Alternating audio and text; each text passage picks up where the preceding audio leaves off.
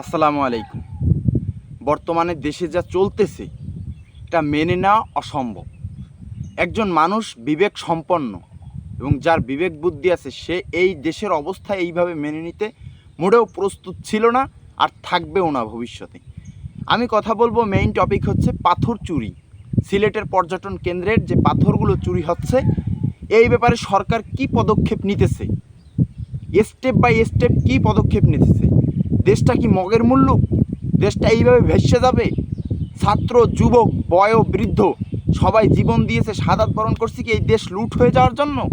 এই দেশে কি শুরু হয়েছে এগুলো? যে যেখান থেকে পারতেছে সে সেইখান থেকে খেয়ে চলে যাচ্ছে।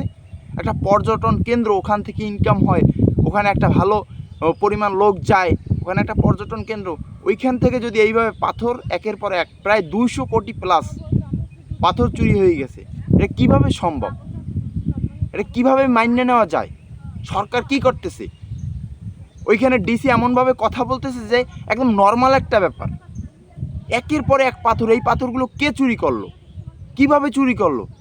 আওয়ামী লীগের এত প্রভাব, আওয়ামী লীগ সারা দেশ চৈচ্ছা খাইছে। কই পাথর তো আওয়ামী লীগ চুরি করে নাই। আমি আওয়ামী লীগের সাফাই গেইতে আসিনি, কিন্তু আওয়ামী লীগ যেটা করতেছে আওয়ামী লীগের মতন করে গেছে। কিন্তু এই যে বর্তমান সময় যে শত শত হাজার হাজার কোটি টাকার যে পাথরগুলো লুট হয়েছে, এই পাথরগুলো কীভাবে লুট হইলো? কেন লুট করলো? কে লুট করলো? সরকার কি করতেছে এই জায়গায়? সরকারের করণীয় কী? তাই যেই দেশের প্রত্যেকটা মানুষ চায় শান্তিতে এবং সুখে বসবাস করতে, কিন্তু কতদূর পারতেছে? আর এখানে সরকার কতদূর হাত রাখতেছে প্রশ্ন রেখে যায়। আর বিএনপির কথা আর কী বা বলবো? নিজেদের ভিতরে তো দ্বন্দ্ব লাগাইয়া নিজেদের বাস তো নিজেরাই দেয়, আরেকজনে কী দেবে গোবাস? ওরা বিরোধী দল কখন দমন করবে? ওরা তো নিজেদের দমন করেই পারে না। আর দেখি একটু পরপর খালি নাটক আর কাহিনী, খালি ওই যে বহিষ্কারের নাটক কাহিনী, এইগুলোই, আর কিচ্ছু না। দেশ এইভাবে ভাসিয়ে যাইতেছে, দিনে দুপুরে মানুষ খুন করতেছে, সাংবাদিকের ফোন চুরি হয়ে যাচ্ছে। দেশ মানে একদম আইনের শাসন কই? আইনের শাসনই তো উঠে যাচ্ছে। এভাবে কি দেশ চলা যায়? এভাবে কি জনগণ চলতে পারে শান্তিতে? জনগণ কিভাবে নিজের মাল সম্পদ নিয়ে সুস্থে দিন যাপন করবে? কিভাবে সম্ভব? একজন সুস্থ সবল মানুষ এগুলো কীভাবে দেখে?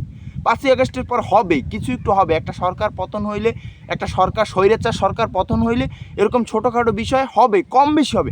তাই বলে এত কিছু আইনের শাসন কই? কী করতেছে? পাথর কিভাবে শত শত কোটি টাকা লুট হয়ে গেল, ওখানে প্রশাসন কী করে, ওখানে পুলিশ কী করে? আর আর্মির কথা কি বলবো? 2 দিন পর ওই চাপাতির দোকান রেড দেয়, ওই পিস্তলের দোকান রেড দেয়, আর দেশের জনগণ তাকে হিরো বানাই দেয়, তারাই সব বাহবা পায়। কী করে ওইখানে? এত পাথর কিভাবে লুট হইলো? এত পাথর তো আর একদিনে লুট হয় না, এত পাথর লুট হয়েছে বিগত 1 বছরে লুট হয়েছে। কী করছে এখানে প্রশাসন? সরকার এই বিষয়ে কী পদক্ষেপ নিছে? আজ এ পর্যন্তই। আল্লাহ হাফিজ।